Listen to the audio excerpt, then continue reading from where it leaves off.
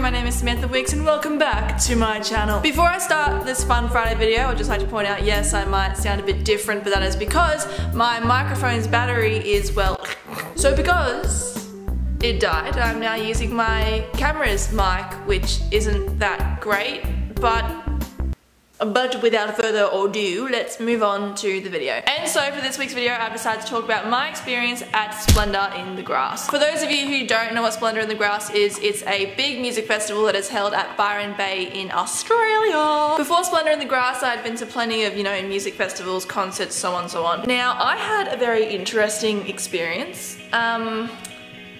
So where do we begin? So when Gab and I arrived at Splendour, it was really quiet, I guess you could say. A lot of people didn't really show up until probably 3 o'clock that afternoon. The people who were camping for the 3 days were still asleep at their tents. They didn't really show up until about, I don't know, 6 or something. For majority of the afternoon, Gab and I stayed around the main stage area because our favourite band were playing and that's the main act we wanted to see for the whole day kind of thing. And that band was the 1975 and apparently the whole world also wanted to see them. Gab and I had this whole vision in our head that we were going to be at the very front of the mosh pit. Never happened. We waited in that mosh pit from about 3 o'clock and, slowly working our way up to the front. Every few steps we had to stop, you see, because a lot of people found Gab's hair interesting. They thought it was magical. Got to the point where this one guy was stroking her hair and then got everyone else in the mosh pit to stroke it as well. While we were waiting for the 1975 to come on, we were in the mosh pit watching The Kills. Now in mosh pits, a lot of people tend to go up on people's shoulders and it's kind of scary at times because it's like, oh, don't fall on me, but I tend to not have a big problem with it. So Gab and I are watching away and then suddenly I get hit in the head. Now I swore a bit, because it hurt a lot, and so everyone turned to me and was like, what's going on? So then I turned to find a guy laying on the floor. He looks like he's in pain, but I'm glad he's in pain because it turns out that he landed on my head. Kicked me in the face, then landed on my head. So Gab and I turn around to him and we start cursing and swearing at him just a little bit, just a little tiny bit. He refused to apologize. Like really? You kick someone in the head, land on them, but don't apologize?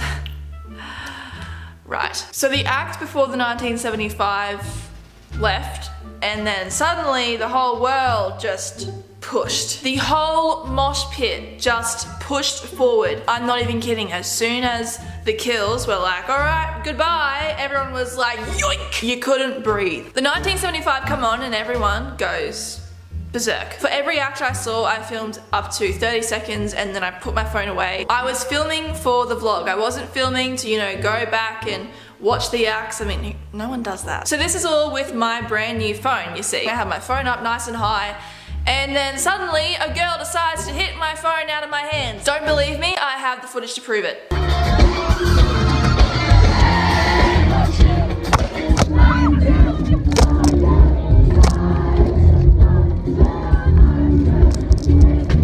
My phone goes flying across the mosh pit. So here I am tapping girls on the shoulders being like, look, my phone's gone flying that way, I need to get it, can you just move out of the way for me?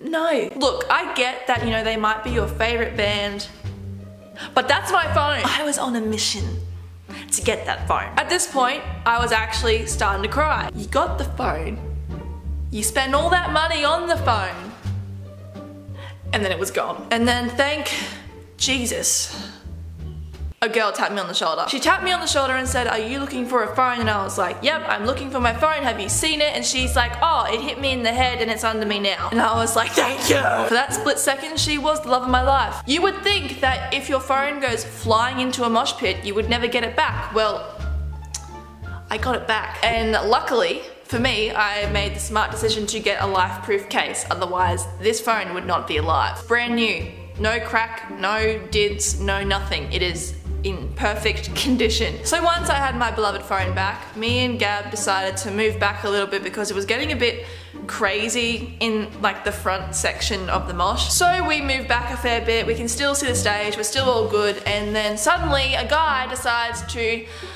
hold his lighter up. Now I didn't have a problem with it at all until he tried to light my hair on fire. I could have lost my hair that night, but I didn't.